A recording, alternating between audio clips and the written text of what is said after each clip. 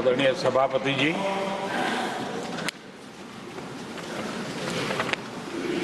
आदरणीय राष्ट्रपति जी ने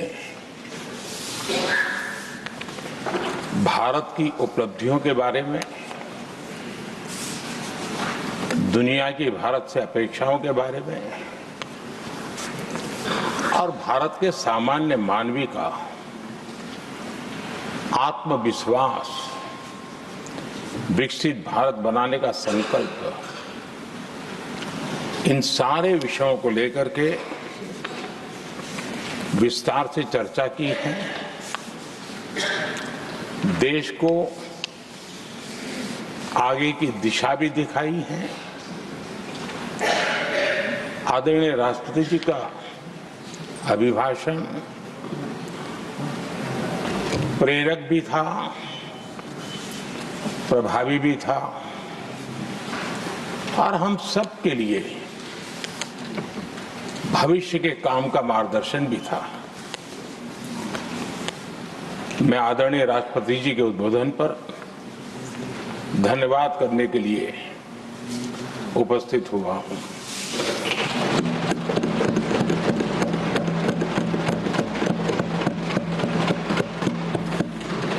आदरणीय सभापति जी, करीब 70 से भी ज्यादा माननीय सांसदों ने अपने बहुमूल्य विचारों से इस आभार प्रस्ताव को समृद्ध करने का प्रयास किया है। यहां पक्ष प्रतिपक्ष दोनों तरफ से चर्चा हुई। हर किसी ने अपने अपने तरीके से राष्ट्रपति जी के अभिभाषण को जिसने जैसे समझा वैसे यहां समझाया और उन्होंने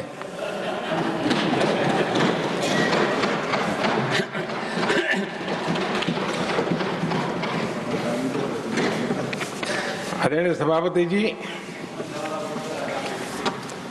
यहां पर सबका साथ, सबका विकास, इस पर बहुत कुछ कहा गया।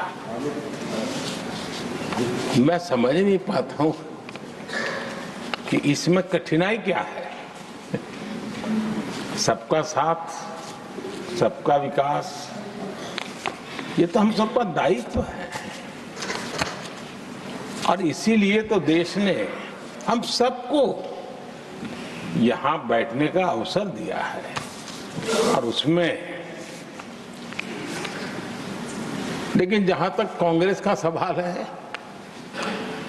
उनसे सबका साथ, सबका विकास, इसके लिए कोई अपेक्षा करना, मैं समझता हूं कि बहुत बड़ी गलती हो जाएगी।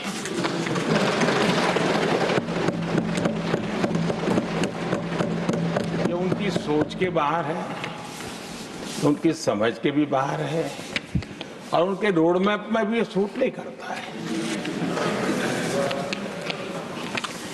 क्योंकि वो इतना बड़ा दल एक परिवार को समर्पित हो गया है। उसके लिए सबका साथ, सबका विकास संभव ही नहीं है।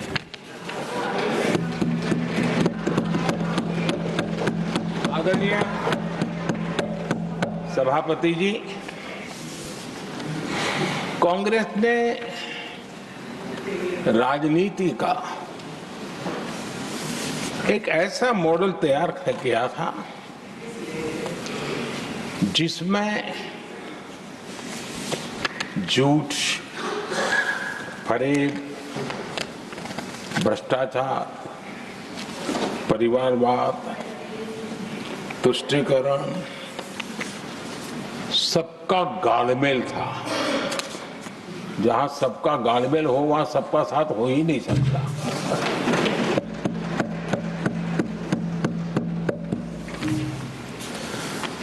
आदरणीय सभापति जी, कांग्रेस के मॉडल में सर्वोपरि है फैमिली फर्स्ट और इसलिए उनकी नीति रीति, उनकी वाणी, उनका वर्तन, उस एक चीज को संभालने में ही खपता रहा है। 2014 के बाद देश ने हमें सेवा करने का अवसर दिया और मैं उन देश की जनता का आभारी हूं कि हमें तीसरी बार लगातार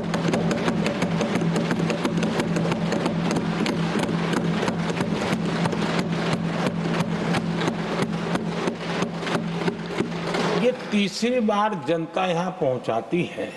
इतने बड़े देश में इतनी वाइब्रेंट डेमोक्रेसी हो, वाइब्रेंट मीडिया हो, हर प्रकार के बातें बताने की छूट हो, उसके बावजूद भी देश दूसरी बार, तीसरी बार हमें सेवा करने का मॉडल बनाती है। इसका कारण देश की जनता ने हमारे विकास के मॉडल को परखा है, समझा है और समर्थन दिया है। और हमारा ये विकास का मॉडल को अगर मुझे एक शब्द में कहना है तो मैं ये कहूंगा, नेशन फर्स्ट, राष्ट्र प्रथम। इसी एक उम्दा भावना और समर्पित भाव से हमने लगातार अपनी नीतियों में, अपने कार्यक्रमों में, हमारे वाणी में, वर्तन में इसी एक बात को मानदंड मान करके देश की सेवा करने का प्रयास किया है। और आदरणीय सभापति जी, मैं बड़े गर्व के साथ भी कहता हूं, बड़े संतोष के साथ कहता हूं कि एक लंबे अरसे तक, 5-6 दशक तक देश के सामने अल्टरनेट मॉडल क्या हो, तराजू पर तोलने का कोई अवसर ही नहीं मिला था। लंबे अरसे के बाद 2014 के बाद देश को एक अल्टरनेट मॉडल क्या हो सकता है, अल्टरनेट कार्यशैली क्या हो सकती है, प्रायोरिटीज क्या हो सकती है, इसका एक नया मॉडल देखने को मिला है। और ये नया मॉडल तुष्टीकरण नहीं, संतुष्टीकरण पर भरोसा।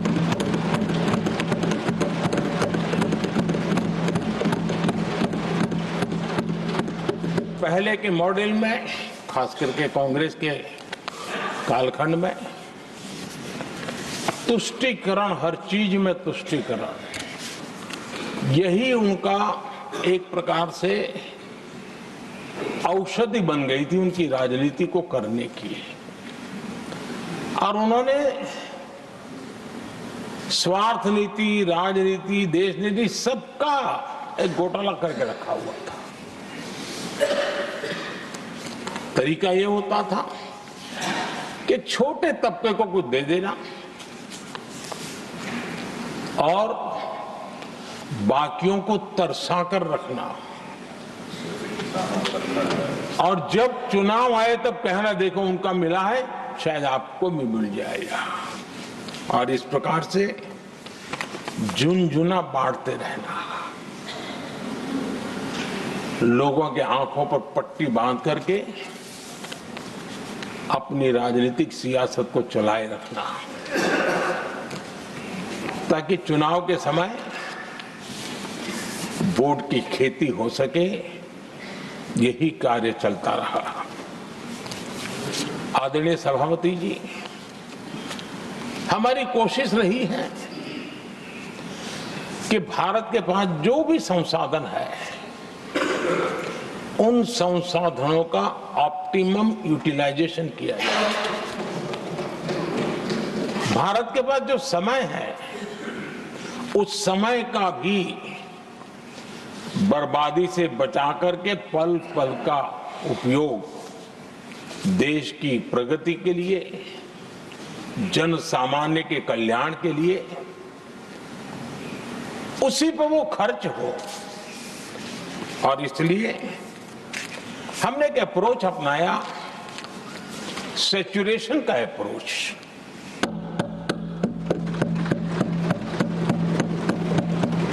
पैर उतने ही लंबे करने जितनी चद्दर हो, लेकिन जो योजना बने, जिनके लिए वो योजना बने, उनको वो 100% उसका बेनिफिट होना चाहिए।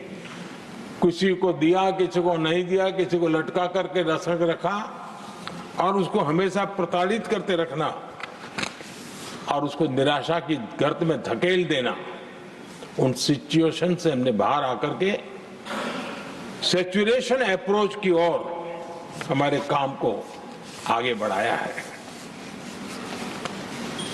बीते दशक में हमने हर स्तर पर सबका साथ, सबका विकास की भावना को जमीन पर उतारा है और वो आज देश में जिस प्रकार से बदलाव नजर आ रहा है, फल के रूप में हम अनुभव करने लगे हैं।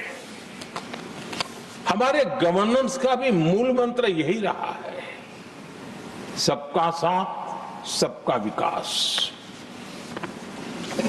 हमारी ही सरकार ने SC, ST एक्ट को मजबूत बनाकर दलित और आदिवासी समाज के सम्मान और उनके सुरक्षा के संबंध में अपनी प्रतिबद्धता भी दिखाई और हमने उसको बढ़ाया।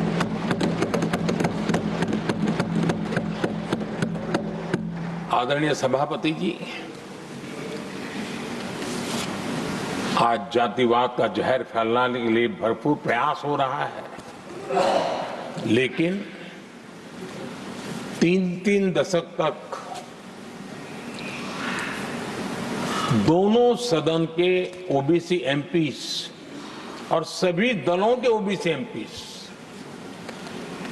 सरकारों से मांग करते रहे थे कि ओबीसी आयोग को संवैधानिक दर्जा दिया जाए।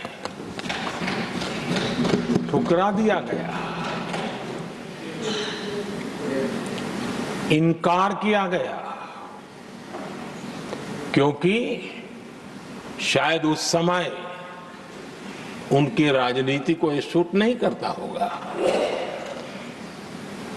क्योंकि तुष्टीकरण की राजनीति के और फैमिली फर्स्ट की राजनीति में जब वो बैठेगा तब तक वो चर्चा तक के हित में भी नहीं आता है। आदरणीय सभापति जी, ये मेरा सौभाग्य है कि हम सब ने मिलकर के 3 दशक से मेरे ओबीसी समाज ने जिस बात के लिए मांगे की, आशाएं रखी, जिसको निराश करके रखा गया था, हमने आकर के इस आयोग को संवैधानिक दर्जा दिया।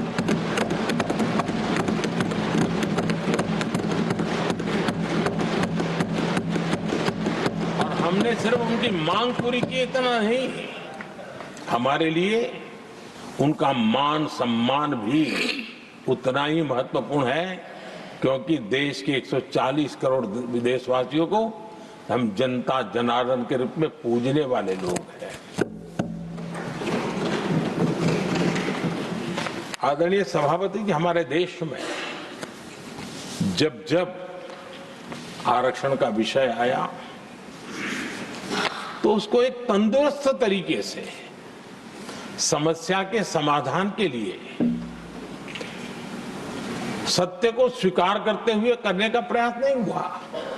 हर चीज में देश में विभाजन कैसे हो, तनाव कैसे पैदा हो, एक दूसरे के खिलाफ दुश्मनी कैसे पैदा हो, वही तरीके अपनाए गए। देश आजाद होने के बाद जब ये प्रयास हुए हैं, इसी तरीके से हुए हैं।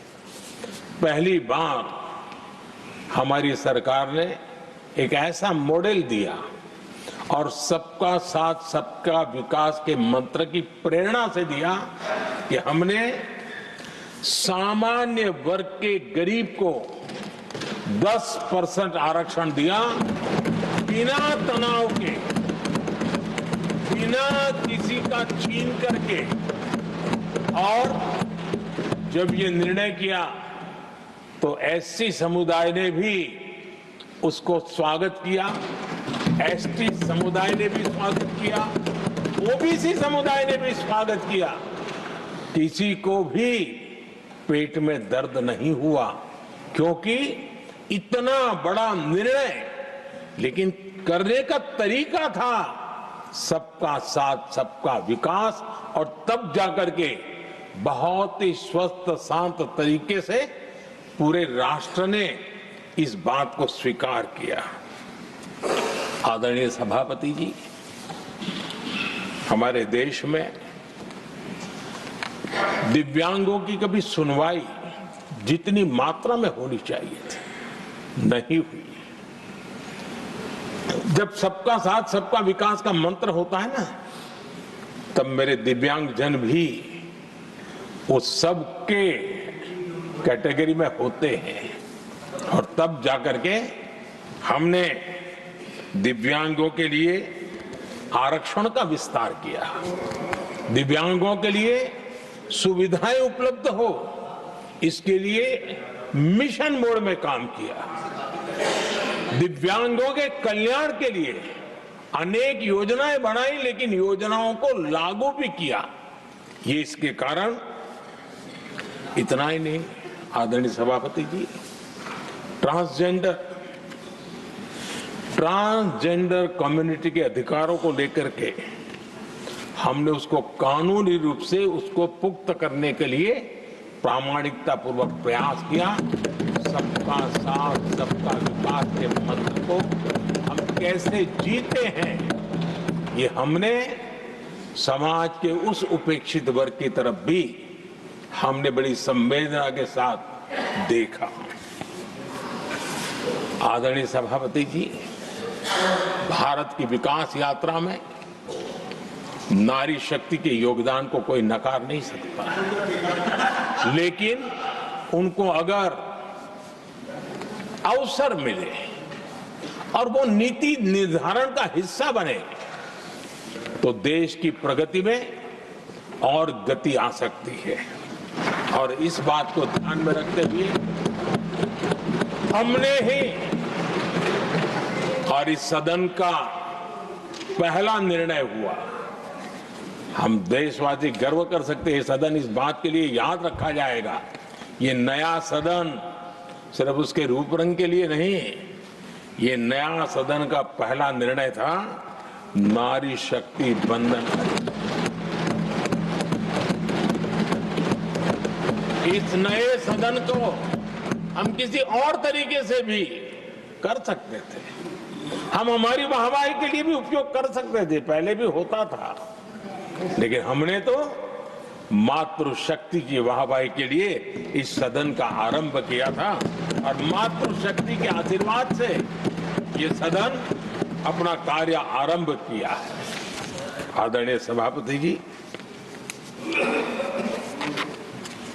हम जानते हैं, इतिहास की तरफ अब थोड़ी नजर करें।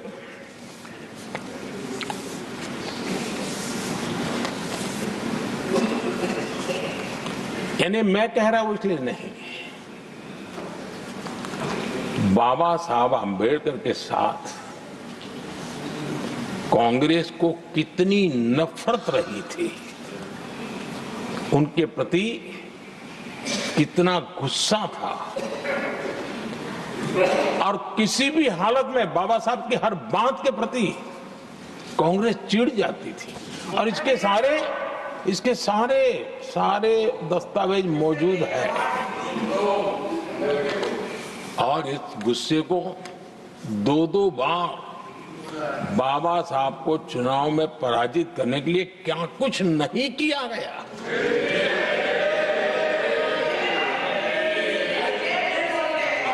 कभी भी बाबा साहब को कभी भी बाबा साहब को भारत रत्न के योग्य नहीं समझा गया। आदरणीय सभापति जी, कभी भी बाबा साहब को भारत रत्न योग्य नहीं समझा गया। इतना ही नहीं, आदरणीय सभापति जी, इस देश के लोगों ने बाबा साहब की भावना का आदर किया, सर्व समाज ने आदर किया, और तब आज मजबूरन कांग्रेस को जय भीम बोलना पड़ रहा है, उनका मुंह सूख जाता है।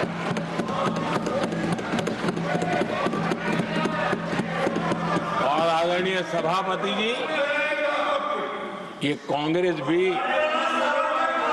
रंग बदलने में बड़ी माहिर लग रही है। इतनी तेजी से अपना नकाब बदल देते हैं, ये इसमें साफ साफ नजर आ रहा है। आदरणीय सभापति जी, आप कांग्रेस का अध्ययन करेंगे तो कांग्रेस की राजनीति, जैसे हमारा मूल मंत्र रहा सबका साथ सबका विकास, वैसा उनका हमेशा रहा कि दूसरे की लकीर छोटी करना।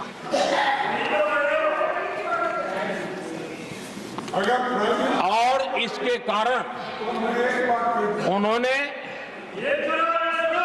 सरकारों को अस्थिर किया। किसी भी राजनीतिक दल की सरकार कहीं बनी तो उसको अस्थिर कर दिया, क्योंकि लकीर छोटी करो दूसरे की, इसी काम में वो लगे रहे। और ये जो उन्होंने रास्ता चुना है ना, औरों की लकीर छोटी करने का, लोकसभा के बाद भी जो उनके साथ थे वो भी भाग रहे हैं, तो उनको पता चला गया ये तो हमें भी मार डालेंगे। और यही उनकी नीतियों का परिणाम है कि आज ये हाल हो गए हैं कांग्रेस के।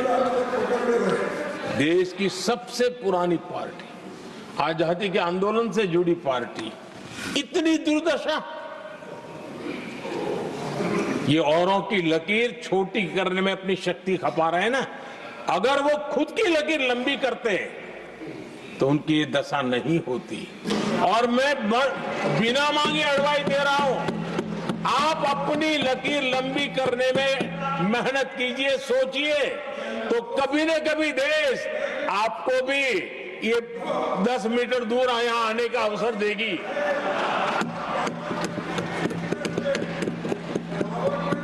आदरणीय सभापति जी, बाबा साहब ने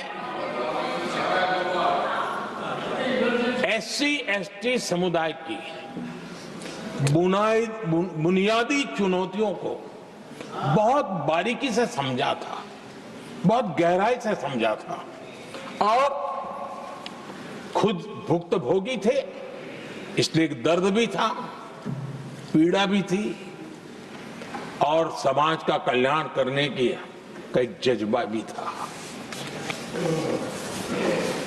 और बाबा साहब ने SC/ST समुदाय के आर्थिक उन्नति के लिए एक स्पष्ट रोडमैप देश के सामने प्रस्तुत किया था, उनकी बातों में प्रस्तुत होता था।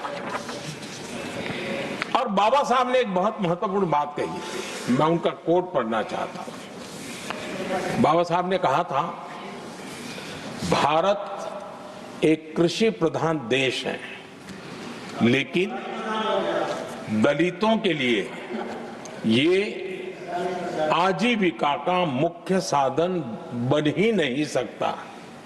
ये बाबा साहब ने कहा था। उन्होंने आगे कहा था, और इसके कई कारण हैं। पहला, भूमि खरीदना उनके सामर्थ्य से बाहर है। दूसरा, अगर उनके पास धन भी हो तो भी उनके लिए भूमि खरीदने का कोई अवसर नहीं है। बाबा साहब ने ये एक एनालिसिस किया था और इस परिस्थिति का एनालिसिस करते हुए उनको तो सुझाव था, उन्होंने आग्रह किया था कि दलितों के साथ, हमारे आदिवासी भाई बहनों के साथ, वंचितों के साथ ये जो अन्याय हो रहा है, ये जो मुसीबत में जीने के लिए वो मजबूर हो रहे हैं, इसका एक उपाय है देश में इंडस्ट्रियलाइजेशन को बढ़ावा दिया जाए। औद्योगिकरण के पक्षकार थे बाबा साहब, क्योंकि औद्योगिकरण करने के पीछे उनकी कल्पना साफ थी। स्किल बेस्ड जॉब्स और एंटरप्रेन्योरशिप के लिए, आर्थिक आत्मनिर्भरता के लिए दलित, आदिवासी, वंचित समूहों को एक अवसर मिलेगा और उसे वो उत्थान का एक सबसे महत्वपूर्ण हथियार मानते थे। लेकिन आजादी के इतने सालों के बावजूद भी,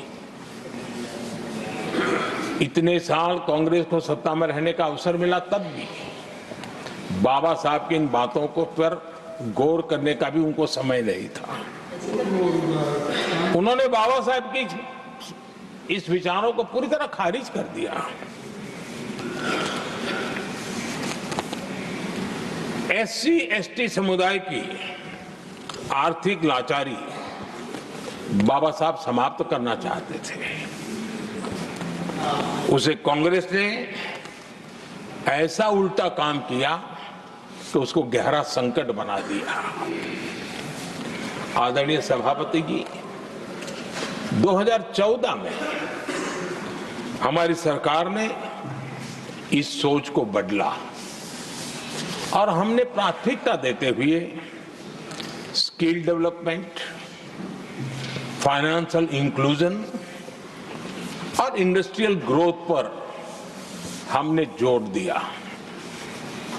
हमने पीएम विश्वकर्मा योजना बना करके समाज का वो तबका जिसके बिना समाज की रचना ही संभव नहीं है, और हर गांव में छोटे छोटे रूप में बिखरे हुए समाज, जो पारंपरिक कार्य करने वाले हमारे विश्वकर्मा भाई बहन, लोहार हो, कुम्हार हो, समाज के सोनार हो, ऐसे सारे जो वर्ग के लोग हैं, पहली बार देश में उनके लिए कोई चिंता हुई और उनको ट्रेनिंग देना, टेक्नोलॉजिकल अपग्रेडेशन के लिए नए औजार देना, डिजाइनिंग में उनको मदद करना, आर्थिक सहायता करना, उनके लिए बाजार उपलब्ध कराना, ये सारे दिशाओं में एक विशेष काम हमने अभियान चलाया हुआ है।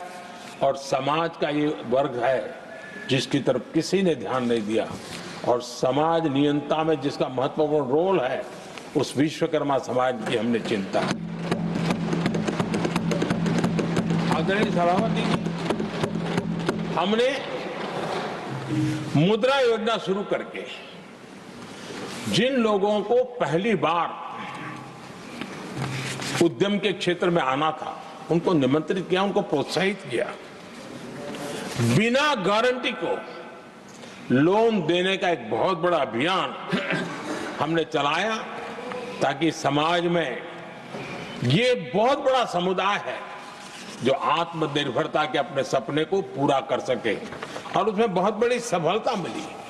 हमने एक योजना और भी बनाई, स्टैंड अप इंडिया, जिसका मकसद था एससी एसटी समुदाय के हमारे भाई बहन और कोई भी समाज की महिला, उसको बैंक से 1 करोड़ रुपए का बिना गारंटी को लोन, ताकि वो अपना कारोबार। और हमने इस बार बजट में इसको डबल कर दिया है, और मैंने देखा है कि लाखों ऐसे नौजवान इस वंचित समुदाय से, या लाखों बहनें आज मुद्रा योजना के द्वारा अपना कारोबार करना शुरू किया है, और खुद को तो रोजगार पाया ही, लेकिन उन्होंने किसी एक दो और लोगों को भी रोजगार दिया है। आदरणीय सभापति जी, हर कारीगर का सशक्तिकरण, हर समुदाय का सशक्तिकरण और जो बाबा साहब का सपना था उसको पूरा करने का काम मुद्रा योजना के माध्यम से हमने किया है। आदरणीय सभापति जी, जिसको किसी ने नहीं पूछा उसको मोदी पूजता है।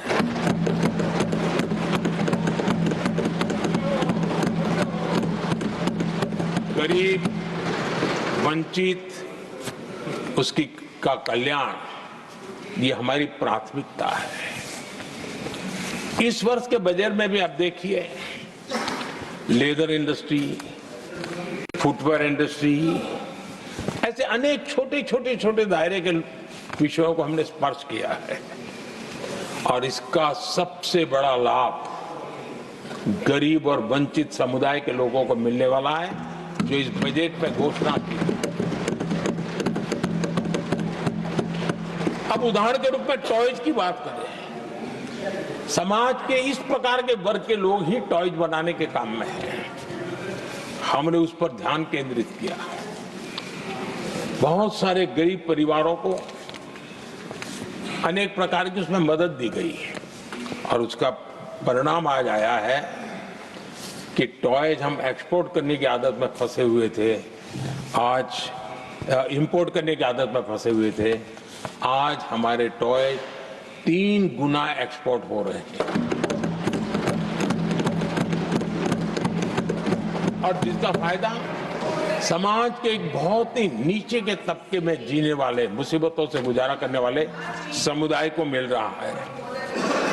आदरणीय सभापति जी, हमारे देश में एक बहुत बड़ा समुदाय है, मछुआरा समुदाय। इन मछुआरे साथियों के लिए हमने एक अलग मिनिस्ट्री तो बनाई, लेकिन जो बेनिफिट किसान क्रेडिट में किसानों को मिलता था, हमने वो किसान क्रेडिट कार्ड के सारे बेनिफिट हमारे मछुआरे भाई बहनों को भी दिया, ये सुविधा दी। अलग मिनिस्ट्री बनाई, ये काम किया और करीब 40,000 करोड़ रुपया हमने इसके अंदर इंफ्यूज किया।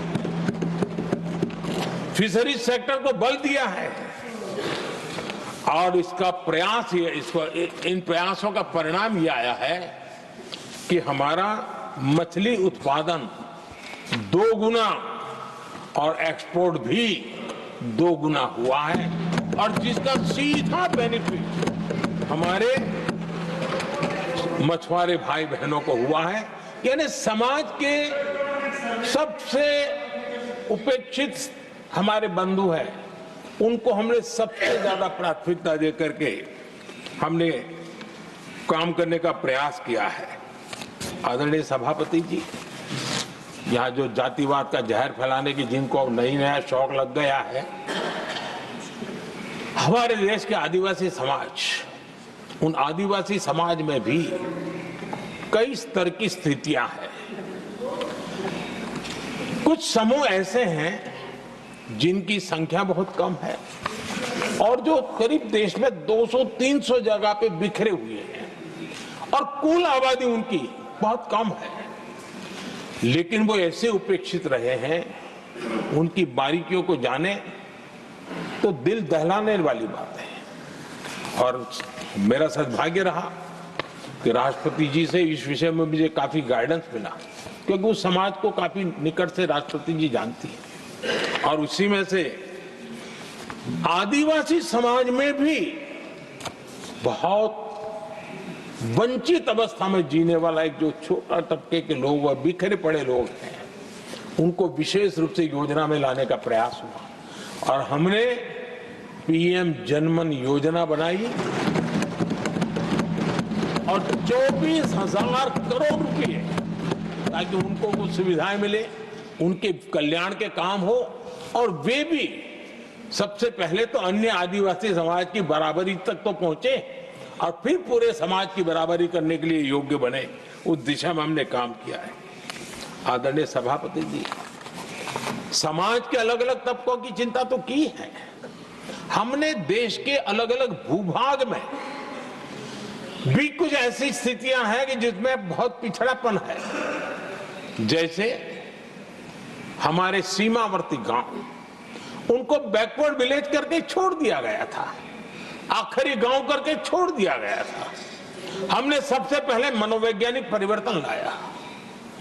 हम ये जो दिल्ली पहले और बाद में सब धीरे धीरे धीरे जो जाए दूर जाता जाए आखिर चला जाए, हमने बदल दिया।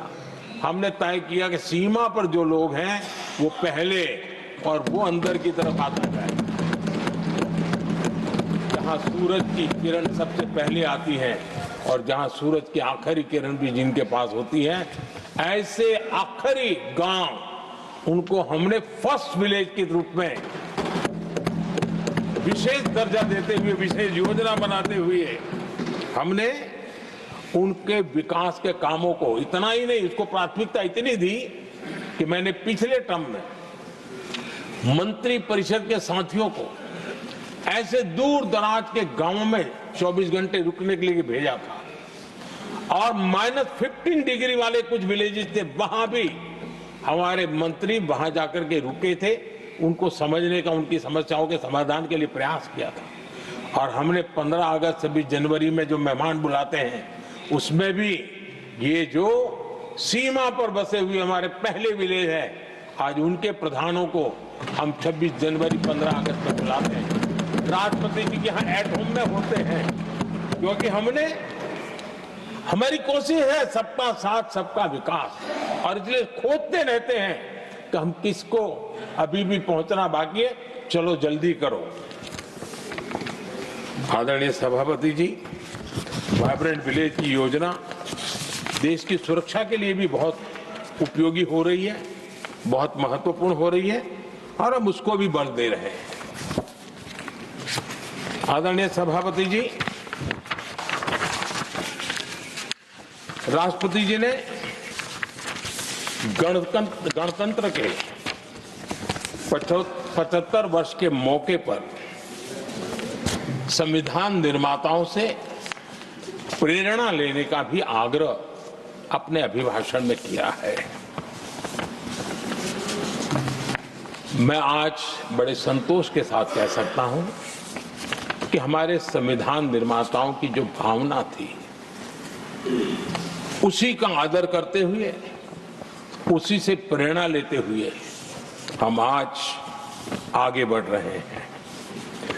कुछ लोगों को लगता होगा ये यूसीसी क्या लाए हैं, लेकिन जो संविधान सभा की डिबेट पढ़ेंगे उनको पता चलेगा कि हम उस भावना का यहाँ लाने का प्रयास कर रहे हैं।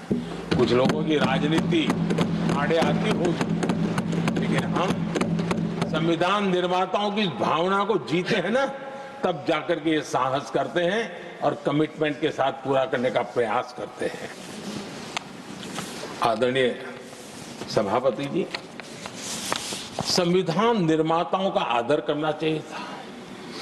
संविधान निर्माताओं के एक एक बात से प्रेरणा लेने की थी, लेकिन ये कांग्रेस है जिसने आजादी के तुरंत बाद ही संविधान निर्माताओं की भावनाओं की धज्जियां उड़ा दी थी। और ये दुख के साथ मैं ये कहना पड़ रहा है।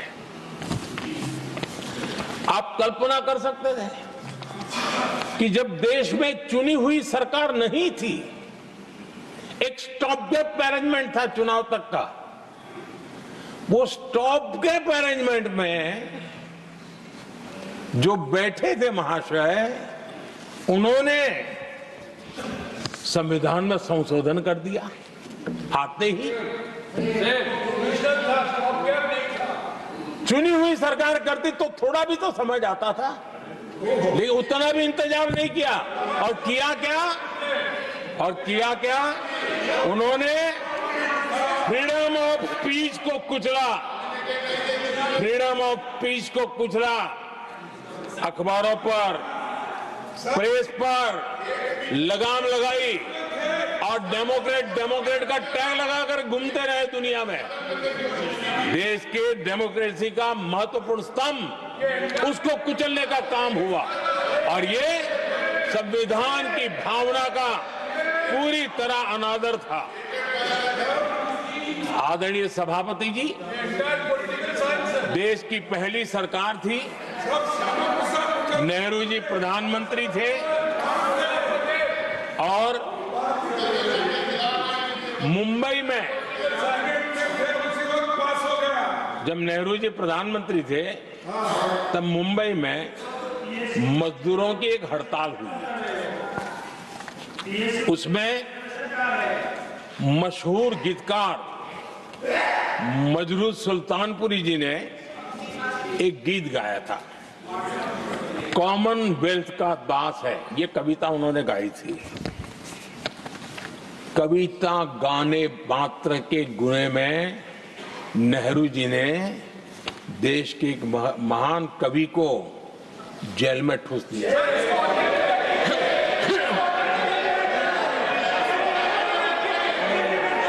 मशहूर एक्टर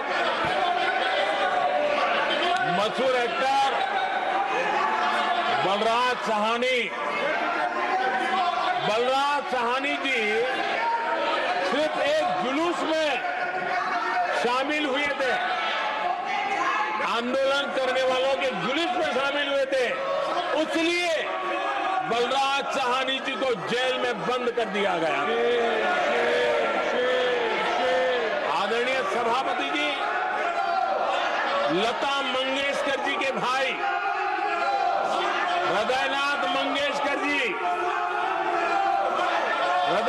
मंगेशकर जी ने वीर सावरकर पर एक कविता स्वरबद्ध करके आकाशवाणी पर प्रस्तुत करने का योजना बनाई।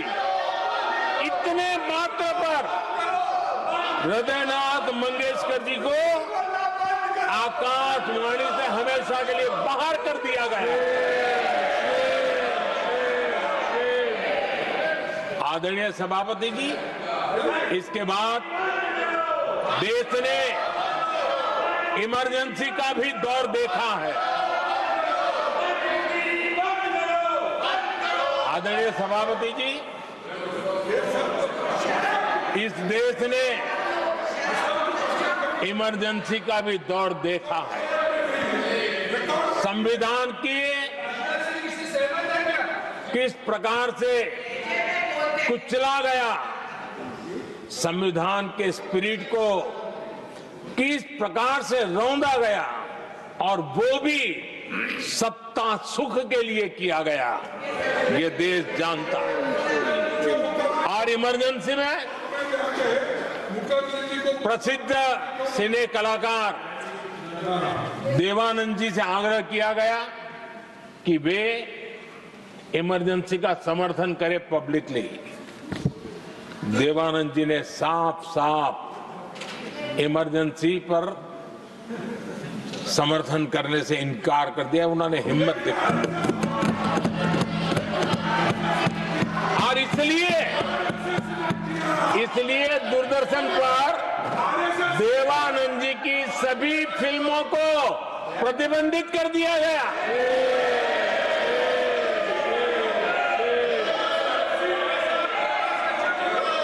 आदरणीय सभापति जी, ये संविधान की बातें करने वाले लोग, उन्होंने सालों से संविधान को अपने जेब में रखा है, उसी का एक परिणाम है।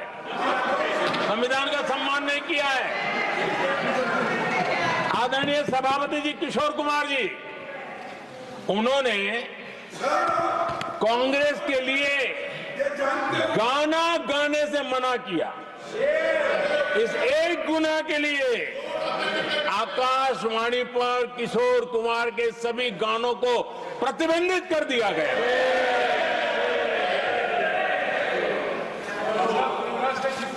आदरणीय सभापति जी, मैं इमरजेंसी के उन दिनों को भूल नहीं सकता और शायद आज भी वो तस्वीरें मौजूद है। ये जो लोकतंत्र की बातें करते हैं, मानव गरिमा की बातें करते हैं, और बड़े बड़े भाषण देने के लिए शौकीन लोग हैं। आपातकाल में जॉर्ज फर्नांडिस समेत देश के महानुभावों को हथकड़ियां पहनाई गई थी, जंजीरों से बांधा गया था। संसद के सदस्य, देश के गणमान्य नेता, उनको हथकड़ियां और जंजीरों से बांधा गया था। इनके मुंह में संविधान शब्द शोभा नहीं देता है।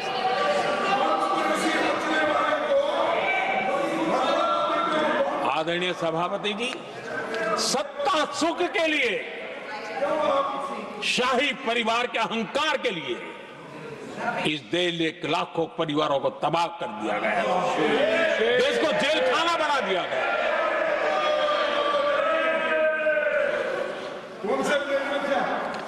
बहुत लंबा संघर्ष चला। ये अपने आप को बहुत बड़ा तीसमार खा मारने वालों को जनता जनार्दन की ताकत को स्वीकार करना पड़ा, घुटने टेकने पड़े और देश में जनता जनार्दन के सामर्थ्य से इमरजेंसी हटी। ये भारत के लोगों की रगों में जो लोकतंत्र है ना, उसी का परिणाम था।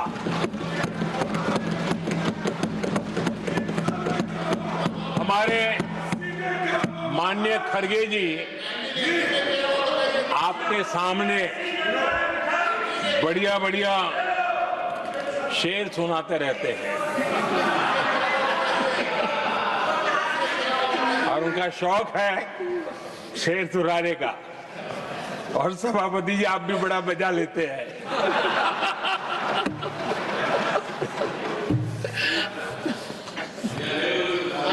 एक शेर मैंने भी कहीं पढ़ा था,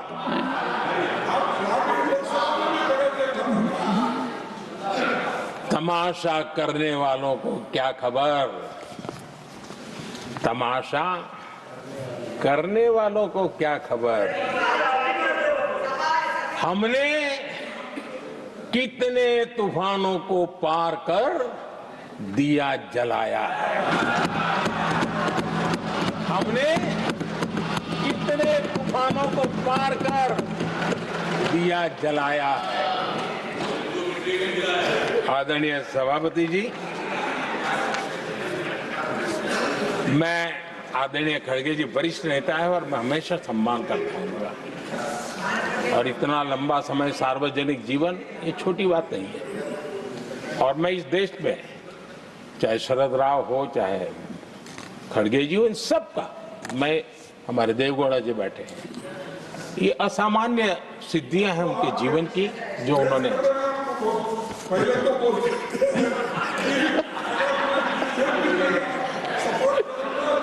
ऐसा है खड़गे जी, आपको आपके घर में तो ये बातें सुनने को नहीं मिलेगी, मैं ही बता दूंगा।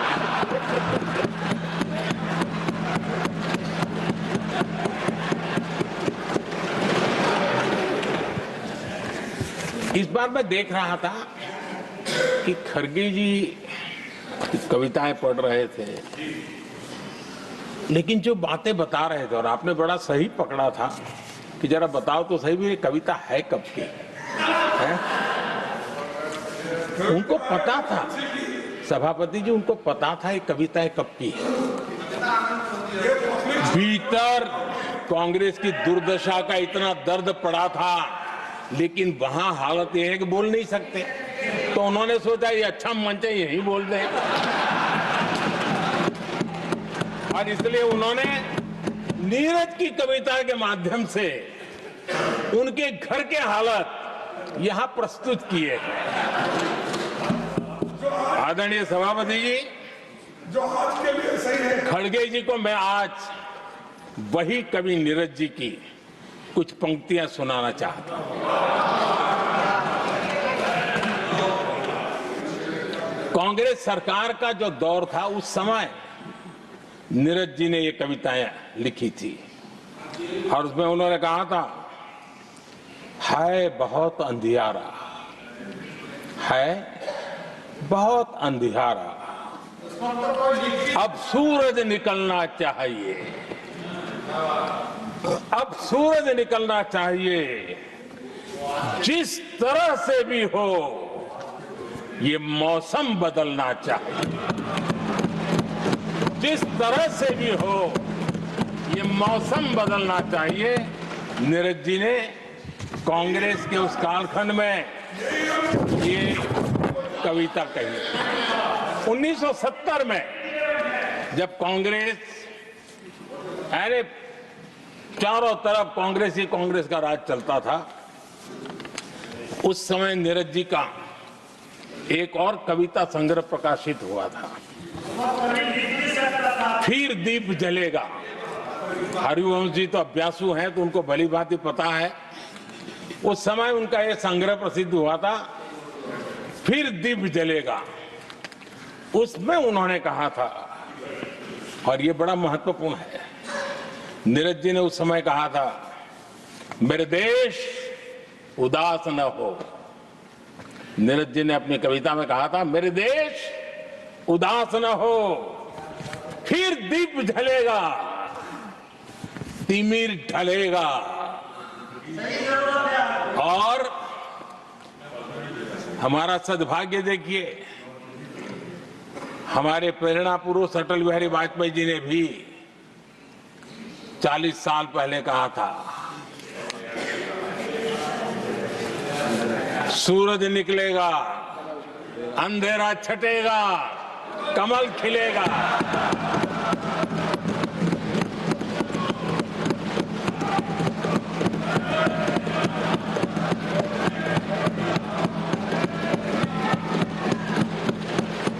आदरणीय नीरज जी ने कहा था, जब तक कांग्रेस का सूरज चमकता रहा, देश ऐसा ही अंधेरे में रहता रहा। कई दशक तक ऐसे ही हाल बने रहे। आदरणीय सभापति जी, गरीबों को शक्ति देने के लिए, गरीबों के सशक्तिकरण के लिए जितना काम हमारे कार्यकाल में हुआ है, हमारी सरकार के द्वारा हुआ है, इतना पहले कभी नहीं हुआ। गरीबों का सशक्तिकरण और गरीब ही गरीबी को परास्त करे, उस दिशा में हमने योजनाओं को आकार दिया। और मुझे मेरे देश के गरीबों पर भरोसा है, उनके सामर्थ्य में भरोसा है। अगर अवसर मिल जाए ना, तो वो हर चुनौतियों को पार कर सकता है। और गरीब ने करके दिखाया, योजनाओं का लाभ लेते हुए, अवसरों का फायदा उठाते हुए, सशक्तिकरण के माध्यम से 25 करोड़ गरीबी को परास्त करने में सफल हुए। 25 करोड़ लोगों को गरीबी से बाहर निकालना, ये हमारे लिए गर्व का विषय है कि हमने एक बहुत बड़ा काम किया है। जो लोग गरीबी से निकले हैं, कठोर परिश्रम करके निकले हैं, सरकारी पर भरोसा करते हुए, योजनाओं को आधार बना करके, और आज गरीबी से निकलकर वो एक न्यू मिडिल क्लास हमारे देश में अर्जित हुआ है। आदरणीय सभापति जी, मेरी सरकार इस न्यू मिडिल क्लास और मिडिल क्लास के साथ डट करके खड़ी है, और बहुत कमिटमेंट के साथ हम खड़े हैं। हमारे न्यू मिडिल क्लास और मिडिल क्लास की आकांक्षाएं आज देश के लिए गति देने वाली शक्ति है। हमारे देश की एक नई ऊर्जा है, देश की प्रगति का सबसे बड़ा आधार है। हम मिडिल क्लास के, नियर मिडिल क्लास के सामर्थ्य को बढ़ाना चाहते हैं। हमने मिडिल क्लास के लिए एक बहुत बड़े हिस्से को टैक्स में इस बजट में जीरो कर दिया।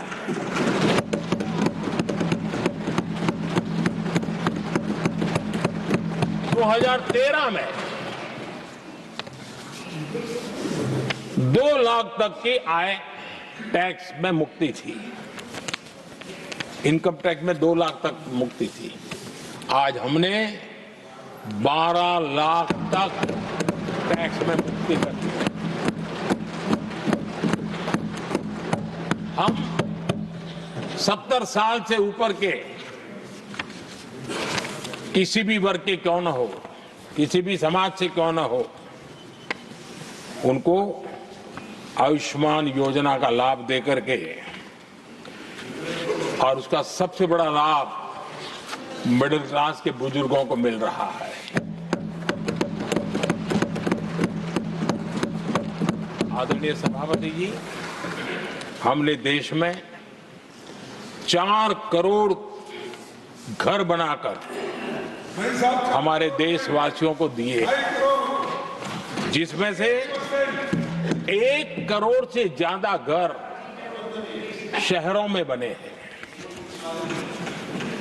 हमने घर खरीदने वालों के साथ बहुत बड़ा फ्रॉड हुआ करता था, उनको सुरक्षा देना बहुत जरूरी था, और इसी सदन में हमने रेरा का कानून बनाया है, जो आज मध्यम वर्ग के घर के सपने के खिलाफ जो रुकावटें थी, उसको दूर करने एक महत्वपूर्ण हथियार बना है।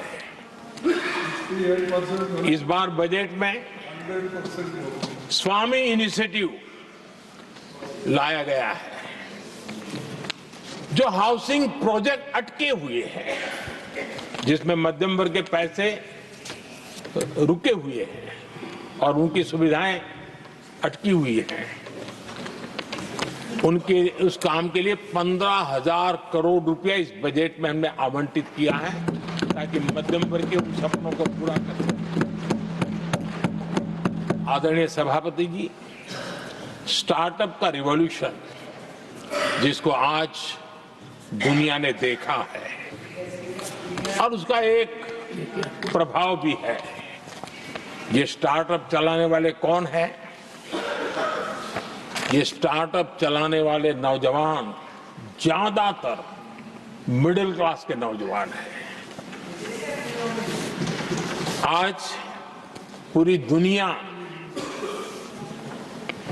भारत के प्रति आकर्षित है, खास करके G20 समूहों की देश के 50-60 स्थानों पर जो मीटिंगें हुई, उसके कारण भारत को जो पहले सभी दिल्ली, मुंबई या बेंगलुरु मानते थे, भारत को विशालता का उनको पता चला है, और आज विश्व का भारत के टूरिज्म के प्रति आकर्षण बढ़ा है।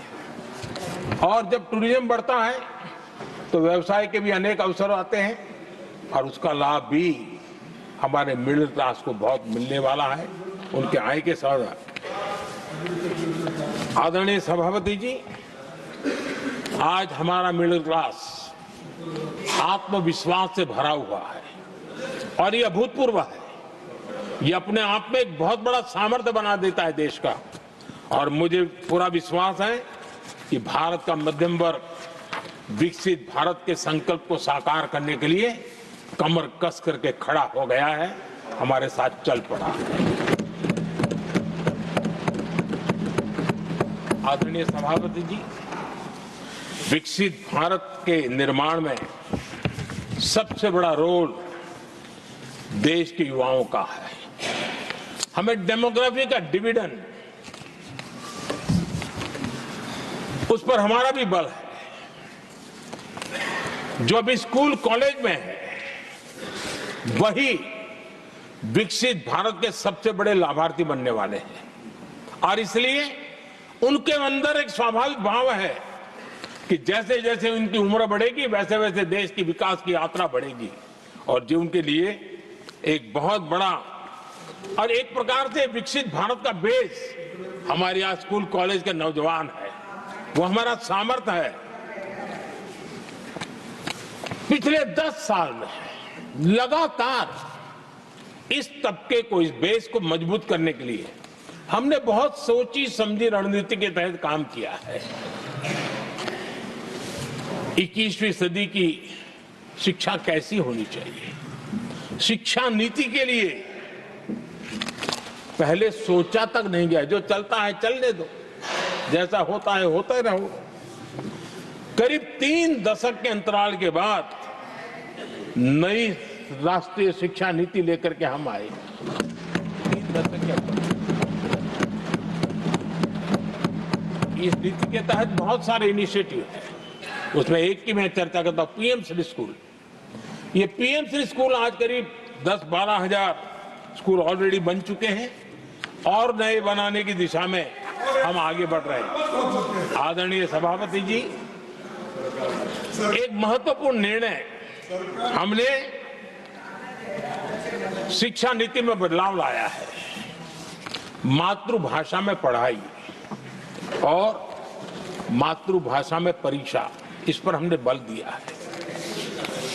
देश आजाद हुआ, लेकिन ये कुछ गुलामी की मानसिकता कहीं कहीं जकड़ के रखा था ना, उसमें ये हमारी भाषा भी थी। हमारी मातृभाषा के साथ घोर अन्याय हुआ और गरीब का बच्चा, दलित का बच्चा, आदिवासी का बच्चा, वंचित का बच्चा वो इसलिए रुक जाए ताकि उसको लैंग्वेज नहीं आती है। ये उसके साथ घोर अन्याय था और सबका साथ सबका विकास का मंत्र मुझे चैन से सोने नहीं देता था। और इसलिए मैंने कहा कि देश में मातृभाषा में शिक्षा, मातृभाषा में डॉक्टर बने, मातृभाषा में इंजीनियर बने। जिनको अंग्रेजी भाषा पढ़ने नसीब नहीं हुई, उनके सामर्थ्य को हम रोक नहीं सकते। हमने बहुत बड़ा बदलाव किया है और उसके कारण आज गरीब माँ का, विधवा माँ का भी बच्चा आज डॉक्टर इंजीनियर के सपने देखने लगा। आदिवासी युवाओं के लिए एकलव्य मॉडल स्कूलों का हमने विस्तार किया है।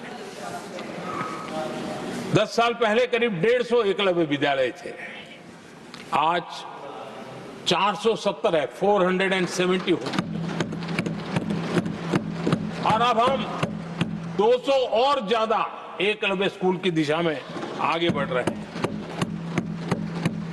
आदरणीय सभापति जी, हमने सैनिक स्कूलों में भी बहुत बड़ा रिफॉर्म किया और सैनिक स्कूलों में हमने बेटियों को भी प्रवेश की व्यवस्था की।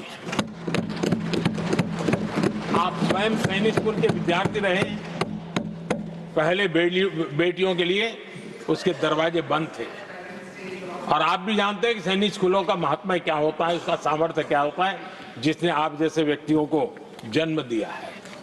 अब वो अवसर मेरे देश की बेटियों को भी मिलेगा। हमने सैनिक स्कूल के दरवाजे खोल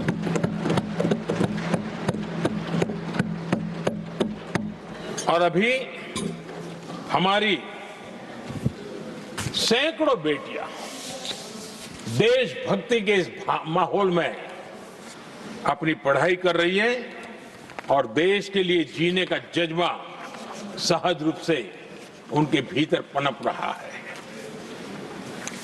आदरणीय सभापति जी, युवाओं के ग्रूमिंग में एनसीसी की बहुत बड़ी भूमिका है। हम में से जो भी एनसीसी के संपर्क में रहा है उसे मालूम है कि उस उम्र में और उस कालखंड में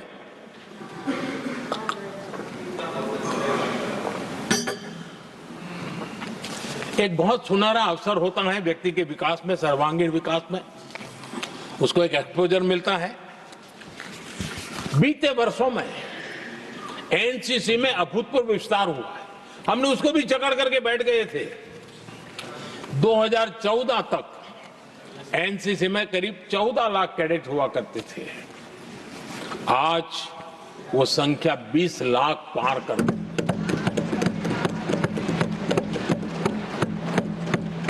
आदरणीय सभापति जी, देश के युवाओं में जो उमंग है, उत्साह है, नया कुछ कर गुजरने की इच्छा है, रूटीन काम से भी हटकर के कुछ करने का उनका इरादा है, ये साफ नजर आता है।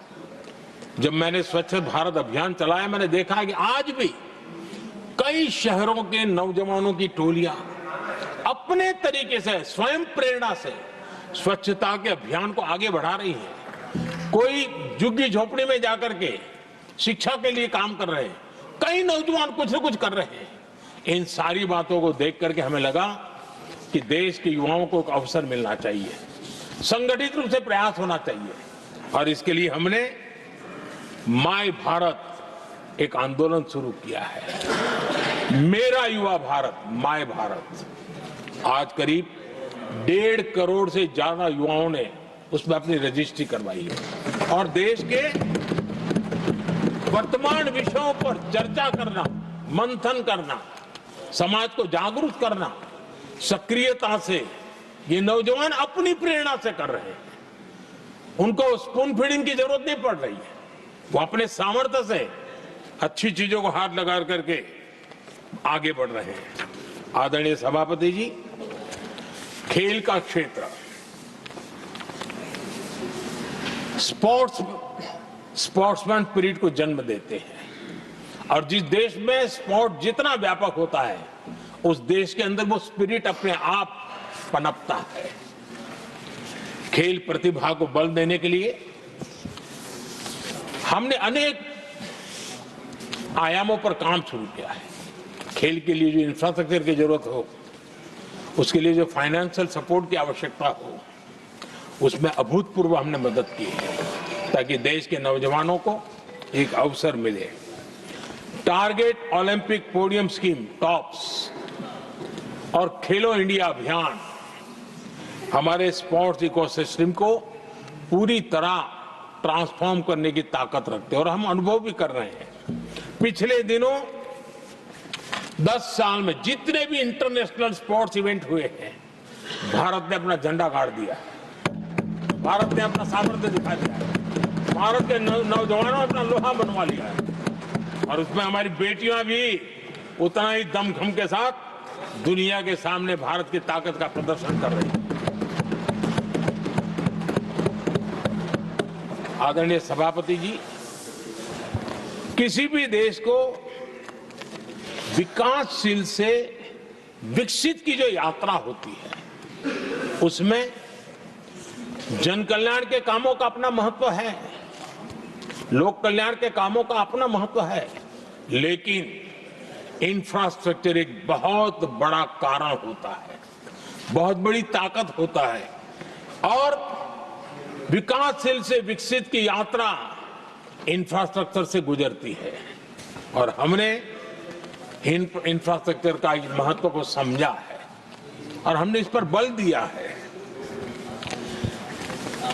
और जब इंफ्रास्ट्रक्चर की बात होती है तो ये भी जरूरी है कि वो समय सर पूरे हो, जिसकी हम कल्पना करें, योजना करें, आवश्यकता समझे, लेकिन लटके रहे तो उसका फायदा नहीं मिलता है, उससे टैक्स पेयर का पैसा भी बर्बाद होता है और देश उस लाभ से वंचित रह जाता है, अनेक सालों तक इंतजार करता है, उसका बहुत बड़ा भारी नुकसान होता है जिसको शब्दों में गिना नहीं जा सकता है।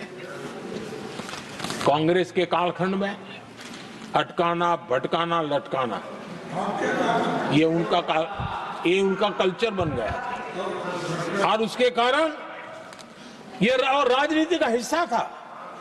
किस प्रोजेक्ट को करने देना, नहीं करने देना, उसमें राजनीतिक तराजू रहता था। सबका साथ सबका विकास का मंत्र नहीं होता था। एक भी नहीं होना।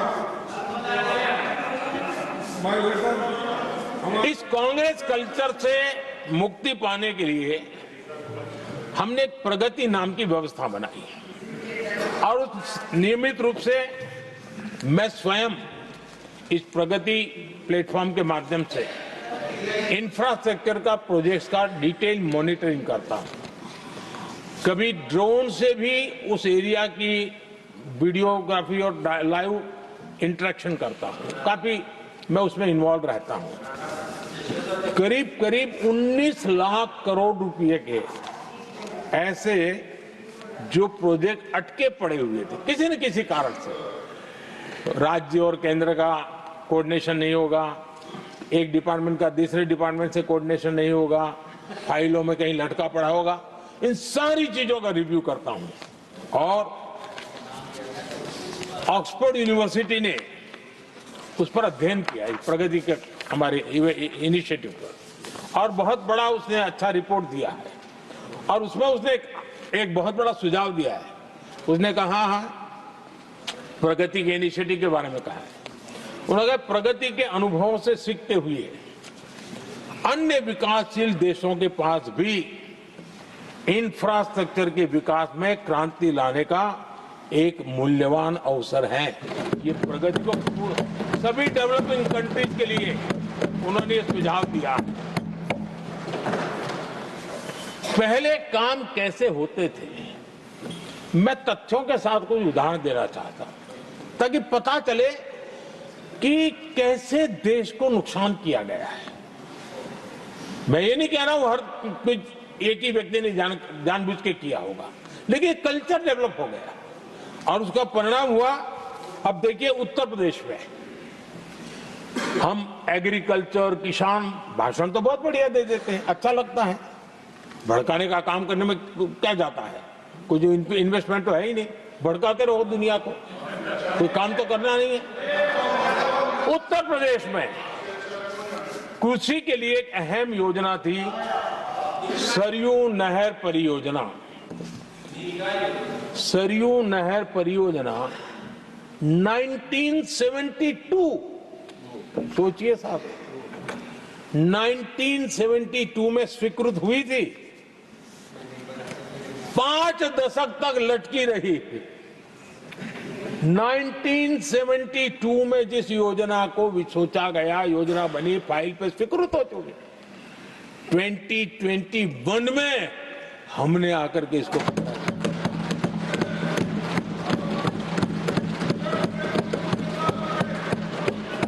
आदरणीय सभापति जी, जम्मू कश्मीर की Udhampur Srinagar Baramulla rail line, Udhampur Srinagar Baramulla rail line in 1994 में स्वीकृत हुई थी। 1994 में ये रेल लाइन भी बरसों तक लटकी रही। 3 दशक बाद आखिरकार हमने 2025 में इसे पूरा किया।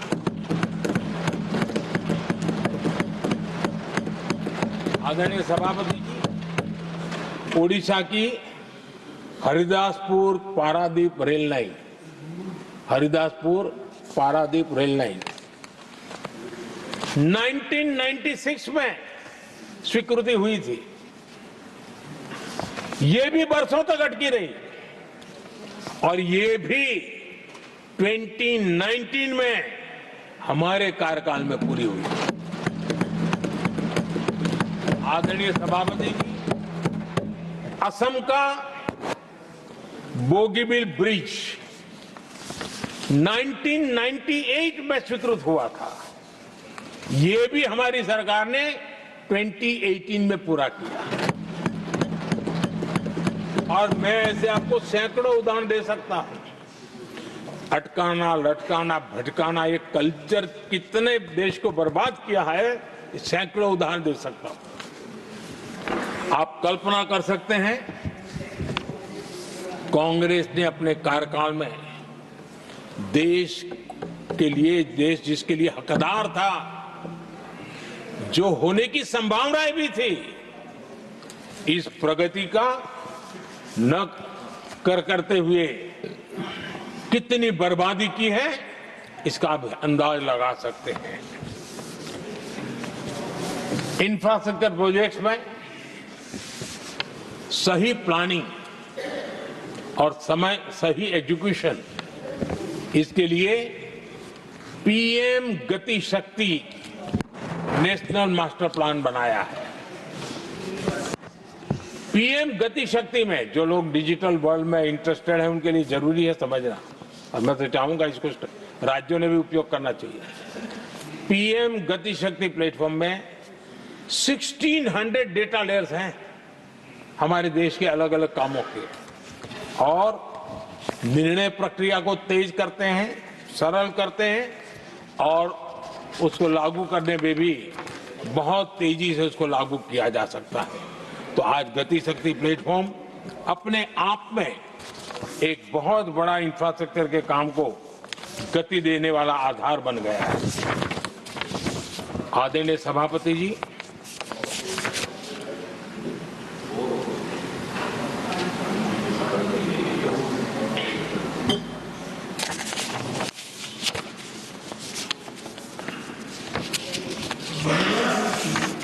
आज के नौजवानों को ये जानना बहुत जरूरी है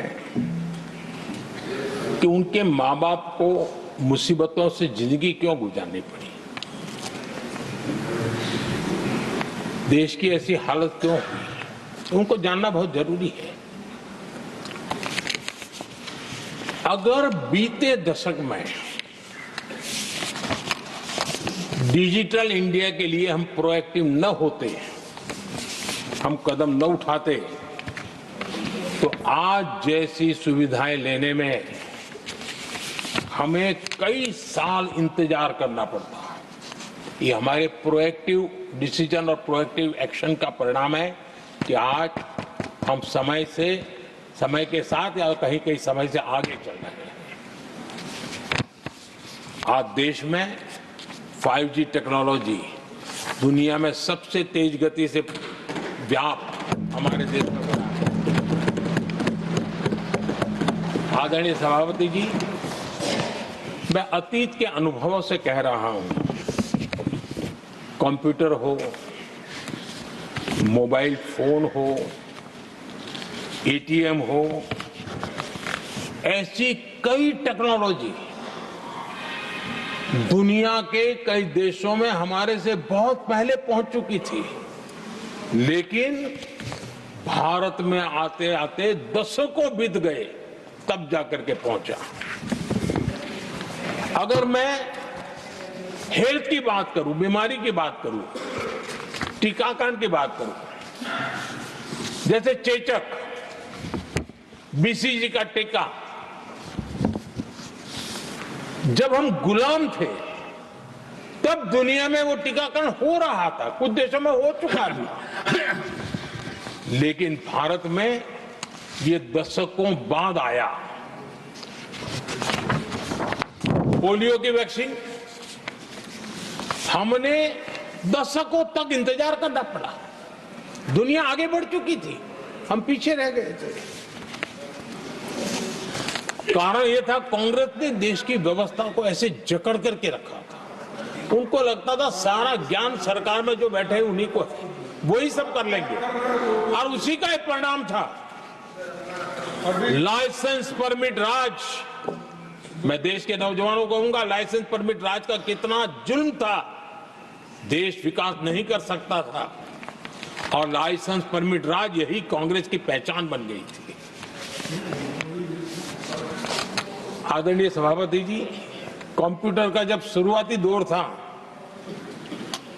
तो कंप्यूटर को इंपोर्ट करना चाहता है तो उसके लिए लाइसेंस लेना होता था कंप्यूटर लाने के लिए, और कंप्यूटर लाने के लाइसेंस पाने में भी सालों लग जाते थे। आदरणीय सभापति जी, वो दिन थे मकान बनाने के लिए सीमेंट चाहिए तो सीमेंट के लिए भी परमिशन लेना पड़ता था मकान बनाने के। इतना ही नहीं सभापति जी, शादी ब्याह में अगर चीनी की जरूरत हो, चीनी चाय पिलानी हो, तो भी लाइसेंस लेना पड़ता था। मेरे देश के नौजवानों को पता होना, और मैं आजाद भारत की बात कर रहा हूं, मैं अंग्रेजों के कालखंड की बात नहीं कर रहा हूं, कांग्रेस के कालखंड की बात कर रहा हूं। और कांग्रेस के एक पूर्व वित्त मंत्री जो अपने आप को बहुत ज्ञानी मानते हैं, उन्होंने माना था कि लाइसेंस परमिट के बिना कोई काम होते नहीं है, सारे काम लाइसेंस परमिट के रास्ते से ही गुजरते हैं। और उन्होंने ये भी कहा था कि लाइसेंस परमिट बिना रिश्वत को नहीं होता है। मैं कांग्रेस के वित्त मंत्री ने जो कहा वो कह रहा हूं, बिना रिश्वत को नहीं होता है। अब कोई बहुत आसानी से समझ सकता है, उस जमाने में रिश्वत मतलब हाथ की सफाई कौन करता था भाई, ये कौन पंजा था, वो पैसा कहां जाता था देश का नौजवान भली भांति समझ सकता है। यही इस सदन में कांग्रेस के एक माननीय सदस्य हैं, मौजूद है, जिनके पिताजी के पास खुद के पैसे थे, किसी से लेना नहीं था, और कार खरीदना चाहते थे। यहां मौजूद एक एमपी है कांग्रेस के, उनके पिताजी खुद के पैसे से कार खरीदना चाहते थे। 15 साल तक उनको कार के लिए इंतजार करना पड़ा था कांग्रेस के राज में।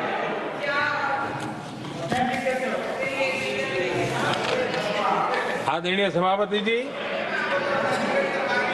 हम सब जानते हैं स्कूटर लेना हो तो बुकिंग करवा के पैसा देना, 8-8, 10-10 साल एक स्कूटर खरीदने में लग जाता था। और अगर मजबूरी में स्कूटर मानो बेचना पड़ा तो उसके लिए सरकार से परमिशन लेनी पड़ती थी। यानी कैसे देश चलाया इन लोगों ने।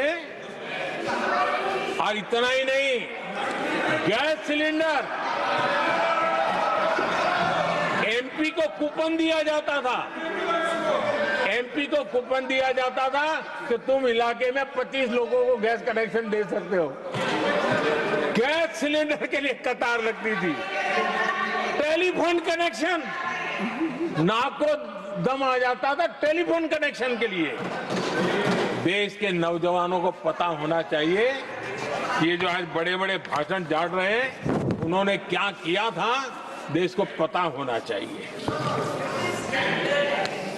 आदरणीय सभापति जी, ये सारी पाबंदियां और लाइसेंस राज की नीतियों ने भारत को दुनिया की सबसे धीमी आर्थिक वृद्धि दर में धकेल दिया। लेकिन क्या आप जानते हैं, इस कमजोर वृद्धि दर को, इस विफलता को दुनिया में किस नाम से कहने की शुरुआत हो गई? हिंदू रेट ऑफ ग्रोथ कहने लगे। एक समाज का पूरा अपमान, विफलता सरकार में बैठे हुए लोगों की, काम न करने के सामर्थ्य बैठे हुए लोगों का, समझ शक्ति का अभाव बैठे हुए लोगों का, दिन रात भ्रष्टाचार में डूबे हुए लोगों का, और गाली पड़ी एक बहुत बड़े समाज को, हिंदू ग्रेट ऑफ ग्रोथ। आदरणीय सभापति जी, शाही परिवार के आर्थिक कुप्रबंधन और गलत नीतियों के कारण पूरे समाज को दोषी ठहराया गया और दुनिया भर में बदनाम किया गया। जबकि हम इतिहास देखें तो भारत के लोगों का तरीका और नीतियां, भारत के स्वभाव में लाइसेंस राज नहीं था, परमिट नहीं थी। भारत के लोग सदियों से, हजारों साल से खुले में विश्वास करते थे, और हम उन समुदाय में सबसे पहले थे जो दुनिया भर में मुक्त व्यापार, फ्री ट्रेड, उसमें मेहनत करते थे, काम करते थे। सदियों पहले भारतीय व्यापारी दूर दराज के देशों तक व्यापार करने के लिए जाते थे, कोई बंधन नहीं थे, कोई रुकावटें नहीं थे। ये हमारी प्रकृति की संस्कृति थी, हमने उसको तबाह करके रख दिया। आज जब पूरी दुनिया भारत की आर्थिक क्षमता को पहचानने लगी है, आज दुनिया तेज गति से आगे बढ़ने वाले देश के रूप में देख रही है, तो आज आदरणीय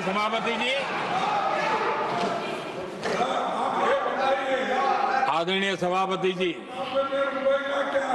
कांग्रेस के पंजे से मुक्त होकर आप देश चैन की सांस ले रहा है और ऊंची उड़ान भी भर रहा है।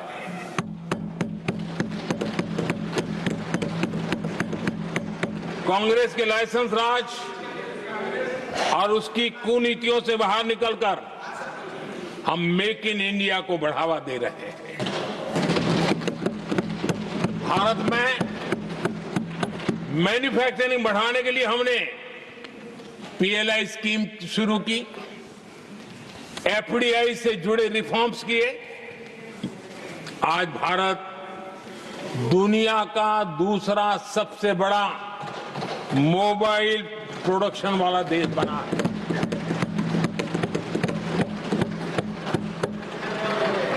पहले हम ज्यादातर फोन बाहर से इंपोर्ट कर रहे थे, अब हमारी पहचान एक मोबाइल एक्सपोर्टर के रूप में बनी है। आदरणीय सभापति जी, आज भारत की पहचान डिफेंस मैन्युफैक्चरिंग की बनी है।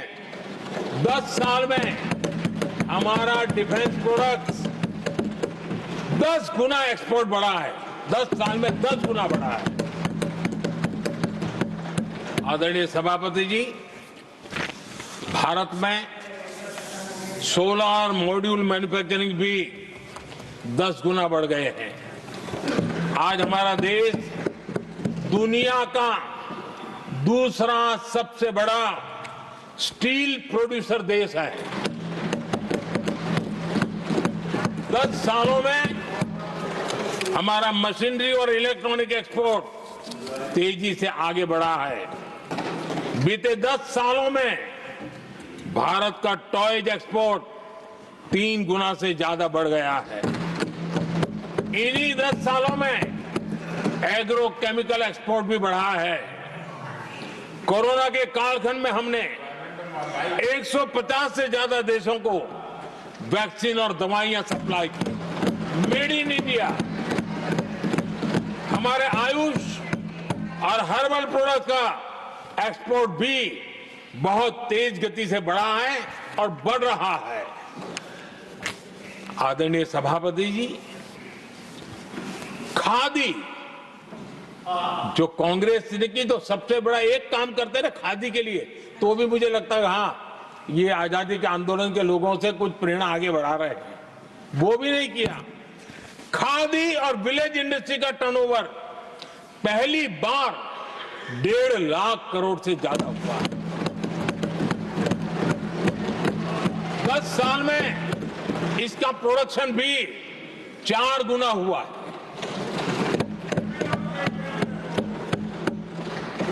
इस सारी मैन्युफैक्चरिंग का बहुत बड़ा लाभ हमारे एमएसएमई सेक्टर को मिला है। इससे देश में बड़ी संख्या में रोजगार के अवसर तैयार हुए हैं। आदरणीय सभापति जी, हम सभी जनता के प्रतिनिधि हैं। हम जनता जनार्दन के सेवक हैं। जनप्रतिनिधि के लिए देश और समाज का मिशन ही सब कुछ होता है और सेवा व्रत लेकर के ही जनप्रतिनिधियों के लिए काम करना उनका दायित्व होता है। आदरणीय सभापति जी, देश की हम सभी से अपेक्षा है कि हम विकसित भारत को आत्मसात करने के लिए कोई कमी हमारी तरफ से नहीं रहनी चाहिए। हम सबका सामूहिक दायित्व होना चाहिए। ये देश का संकल्प है। ये किसी सरकार का संकल्प नहीं है, किसी व्यक्ति का संकल्प नहीं है, 140 करोड़ देशवासियों का संकल्प है। और सभापति जी, मेरे शब्द लिख करके रखिए, जो लोग विकसित भारत के संकल्प से अपना को अछूता रखेंगे, देश उनको अछूता कर देगी। हर किसी को जुड़ना पड़ेगा। अब बच करके नहीं रह सकते, क्योंकि भारत का मिडिल क्लास, भारत का नौजवान पूरी ताकत के साथ देश को आगे बढ़ाने में जुट चुका है। और इसलिए आदरणीय सभापति जी, जब प्रगति की राह पर देश चल पड़ा है, विकास की नई ऊंचाइयों को देश अर्जित कर रहा है, तब हम सबकी भूमिका बड़ी महत्वपूर्ण है। सरकारों में विरोध होना लोकतंत्र का स्वभाव है, नीतियों का विरोध होना लोकतंत्र का जिम्मेवारी भी है, लेकिन घोर विरोधवाद, घोर निराशावाद और अपनी लकीर लंबी नहीं करनी, दूसरी लकीर को छोटा करने की कोशिशें विकसित भारत में रुकावट बन सकती है। हमें उसे मुक्त होना होगा और हमें आत्ममंथन भी करना होगा, निरंतर मंथन करना होगा। मुझे भरोसा है कि सदन में जो चर्चा हुई है उसमें से जो उत्तम चीजें हैं उसको लेकर के हम आगे बढ़ेंगे और हमारा मंथन जारी रहेगा। हमें निरंतर ऊर्जा राष्ट्रपति जी के उद्बोधन से मिलती रहेगी। एक बार फिर राष्ट्रपति जी का मैं हृदय से आभार व्यक्त करता हूं और सभी माननीय सांसदों का भी आभार व्यक्त करता हूं। बहुत बहुत धन्यवाद।